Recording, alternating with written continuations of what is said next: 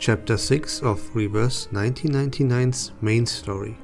We are back at the St. Pavlov Foundation as they found more evidence that the menace Vindictae can survive the storm. They decide to send 2 investigators with Greta Hoffman and Marcus to Vienna to follow another lead. After arriving and interacting with the locals, the 2 start investigating an art museum curated by a strange man named Heinrich.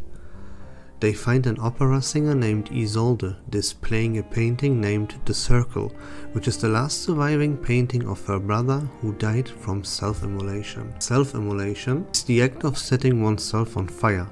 It is mostly done for political or religious reasons, often as a form of protest or in acts of martyrdom, and known for its disturbing and violent nature. During the investigation, Marcus meets a therapist named Kakania and gets distracted talking to her.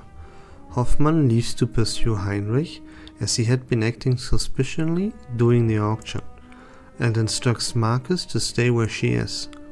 Marcus then saves the therapist from entering a deliberately rigged duel that would have caused her death. Kakania talks with Marcus for some time, and then Marcus leaves to meet with Hoffman.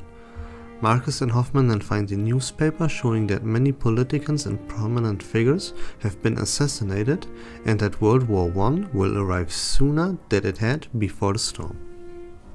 Kakania goes on to treat Isolde, who had come to Kakania with symptoms of trauma due to her brother's suicide. During the session, Isolde realizes that her brother had convinced her to fire a revolver at him to end his pain during the fire. The shock of realizing this causes Isolde to become more unstable, and when she leaves, she meets Heinrich, who reveals himself to be a Menace Vindictae follower. She is manipulated by him to join the Menace, and her first assignment is to kill a Foundation member. Kakania is outraged by this and demands Isolde to leave the Menace. Isolde attempts to prove her loyalty to Kakania by killing Heinrich, who Hoffman and Marcus had been following at this point because they wanted to interrogate him for information regarding the storm. Hoffman attempts to stop the shooting but fails to do so and is hit by the bullets herself, leading to her death. With very little time left before the storm, Hoffman demands Marcus to leave and not seek mental attention for her, and to instead pursue Isolde and Kakania to ask what they know.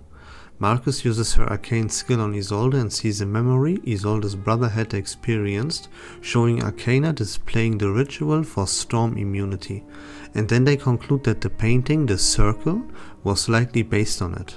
Marcus returns to the Foundation with Isolde and Kakania and informs them of the ritual she saw.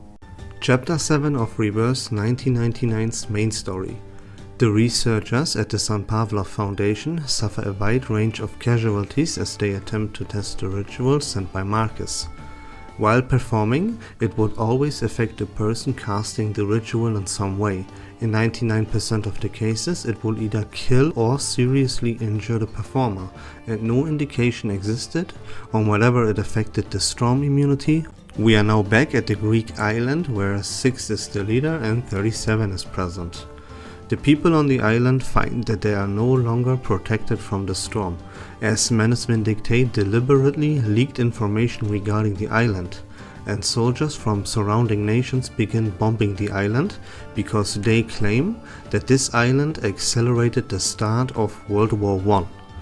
37 and Verton enter a cave that island mythology claims will lead believers to a god named Aperion, who will answer any questions their followers ask. The answer they receive came in the form of a long string of numbers, which, due to her faith, 37 believed they could decode. In the meanwhile, the destruction caused by the war causes many islanders to lose their faith, and Arcana convinces some of the island's inhabitants that their god has forsaken them and allowed the island to be destroyed by humans, leading them to join the Menace Vindictae. Upon returning from the cave and learning of this, Verton and her allies carry out a previously decided upon plan to use an arcane skill to teleport Arcana to a military base and detonate a thermobaric bomb directly on top of Arcana to kill her, preventing further interference with the island.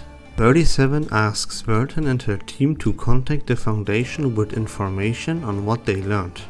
After an exchange of information regarding the experiments, 37 believes that the string of numbers they received from Aperion would fit a mathematical formula for creating the geometric shape of a knot that had several circles in it. Upon further testing, they were able to replicate the ritual without serious side effects and created a device that would replicate the ritual automatically by harvesting arcane energy from the storm, allowing both humans and arcanists to not be reversed during the storm, though time around them is still reversed. Chapter 8 of Reverse 1999's main story.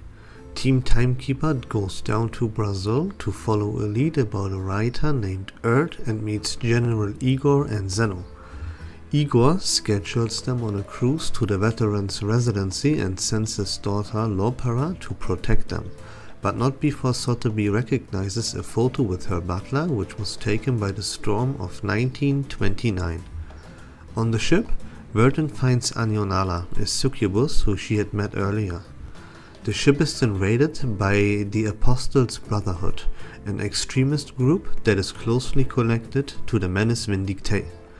The ship explodes and capsizes, splitting Verton and Anya from Sotheby and Lopera. Anionala and Verton drift upon a faea, where they met a blind doctor going by Dr. Doris.